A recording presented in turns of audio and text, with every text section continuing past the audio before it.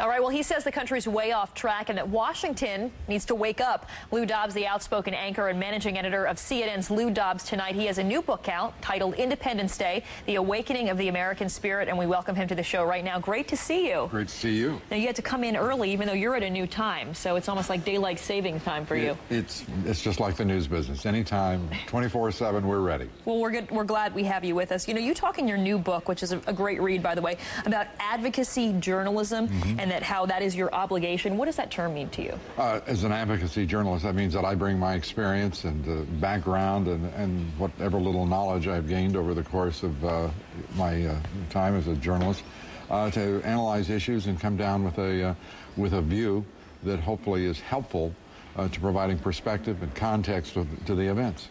One of the things that you've certainly been talking about a lot is your outspoken views on immigration. And in fact, the latest poll numbers that we have from CNN show that 61% of Americans are saying that illegal immigration is extremely or very important to their vote for president. How about that? Do you think the candidates are talking enough about it? Oh, no. I think, as I've indicated in the book, this has been an issue. Illegal immigration has been a critically important issue to Americans for years now.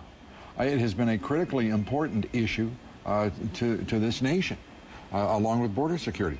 But there are two issues that the national mainstream media wouldn't poll on. We have seen this, whether it's the state of Arizona, whether it's California, whether it's New York, and all of this country in between. There has never been a greater divide between our leadership, our elected officials, and the people in my lifetime.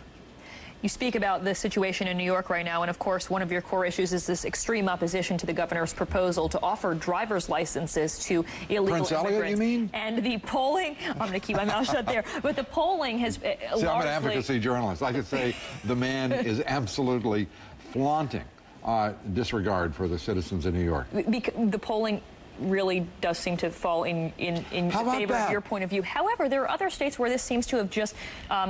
sort of happened. New Mexico offers driver's license to illegal immigrants, but they say that they have a computer system that can match photo IDs with a database in Mexico and confirm an applicant's identity. Does that solve any of your security concerns? It's an approach. It's certainly far better than what Governor Spitzer is proposing in New York, but there is no reason. And Michael Chertoff, of whom I'm extremely critical, the head of Homeland Security, says point blank, anybody listening, we in this country, our government agencies at any level, should not be giving lawful documentation or identification to illegal aliens. It is not very complicated.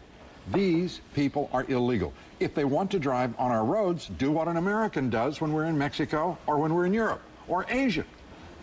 Get an international driver's license. Be honest. Be straightforward.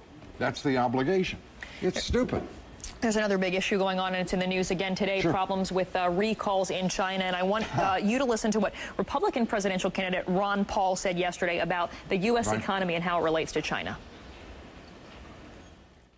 The Chinese right now are bringing us bringing us down, not with a weapon, but the weapon of the dollar, because we've created too many of them. You have to stop the spending. You have to balance the budget. You have to live within our means. And if we don't, the currency is going to be destroyed, and all our domestic programs are going to be threatened. It's a very, very serious problem.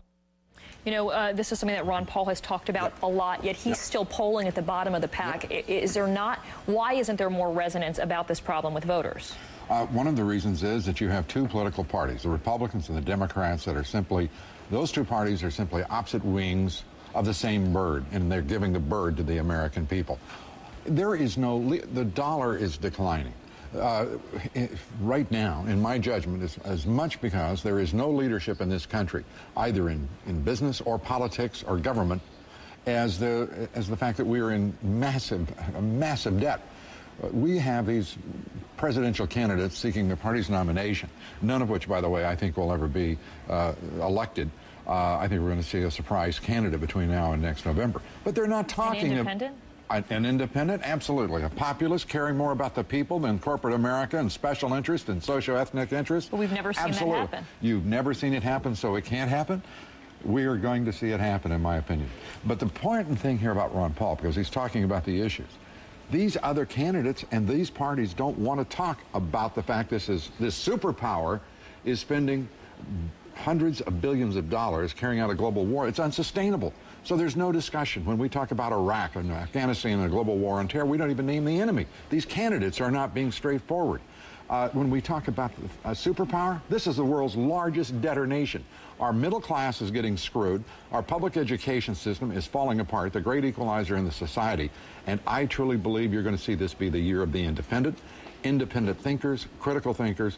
If the independents decide to create a party, it's going to be the thinking man and woman's party, and it's going to be an action party. All right, we'll see if it happens. Independence Day: Awakening the American Spirit is a new book. Lou, by the way, has moved starting a whole Monday. hour. That's right, 7 p.m. Eastern time. We'll be watching. By the way, thanks for joining us. And that's awfully late for you, starting this early. We don't go to bed till 8, so you're in the clear. Now, come on, Karen, come on. But we appreciate the thought. Thanks, Lou. We just do with